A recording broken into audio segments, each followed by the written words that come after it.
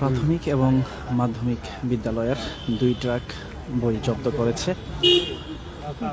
ঢাকা মহানগর ডিএমপি পুলিশের গোয়েন্দা পুলিশের সদস্যরা। আপনারা দেখতে পাচ্ছেন 2 জন আসামি রয়েছেন।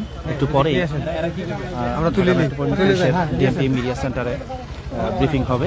আমরা 2 ট্রাক বই আপনাদের দেখাচ্ছি। 2টি ট্রাক কিন্তু এখন ডিবির হাতে জব্দ। আপনারা দেখতে পাচ্ছেন 2 জন আসামি প্রাথমিক এবং মাধ্যমিক বিদ্যালয়ের বই তারা বিক্রি করছিলেন, যেগুলো বিক্রয়ের জন্য নয়, সরকারি বই। সরকারি বইগুলো এই 2 জন লোক যারা রয়েছেন, 2 জন আসামি তারা বিক্রি করছিলেন। তাদেরকে করেছেন ডিবির সদস্যরা, ঢাকা মহানগর গোয়েন্দা পুলিশের সদস্যরা। আপনারা দেখতে পাচ্ছেন সরাসরি ঢাকা পোস্টে।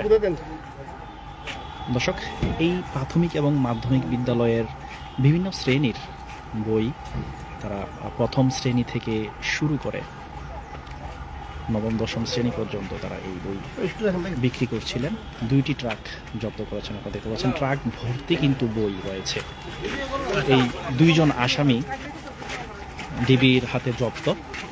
আপনারা দেখতে পাচ্ছেন সরাসরি ঢাকা পোস্টায়। দর্শক, এই সরকারি বই বিক্রয়ের জন্য নয়, কিন্তু তারপরও তারা বিক্রি করছেন, যার কারণে তাদেরকে গ্রেপ্তার করেছেন ডিবি পুলিশের সদস্যরা। একটু পরেই ডিএমপি মিডিয়া সেন্টারের যিনি ডিসি রয়েছেন তিনি কথা বলবেন। আমরা সরাসরি আপনাদের দেখাবো ঢাকা পোস্টে। এর আগে আপনাদের দেখাচ্ছি ডিবি কার্যালয়ের ভেতরে তাদেরকে গণমাধ্যমের সামনে হাজির করেছিলেন ডিবি পুলিশের সদস্যরা।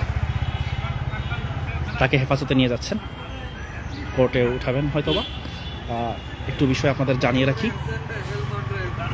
যে এই যে প্রাথমিক বিদ্যালয়ের প্রথম শ্রেণী থেকে নবম দশম শ্রেণী পর্যন্ত কিন্তু এই বই বিক্রি করছিল তারা।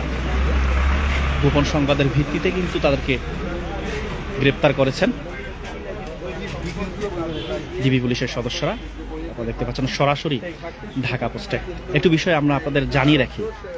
আমরা আপনাদের দেখাচ্ছি যে আমার বাংলা বই প্রথম শ্রেণীর, দ্বিতীয় শ্রেণীর গণিত এবং ক্লাস 2 এর ইংরেজি, অর্থাৎ পঞ্চম শ্রেণীর আমার বাংলা বই, অর্থাৎ এই প্রথম শ্রেণী থেকে শুরু করে নানান ধরনের বই কিন্তু নবম দশম শ্রেণী পর্যন্ত কিন্তু বই এই ট্রাকে রয়েছে। আমরা একটু দেখাই আপনাদের। ট্রাক ভর্তি কিন্তু বই রয়েছে এবং 2 জনকে হাতে নাতে আটক করেছে ডিবি পুলিশের সদস্যরা।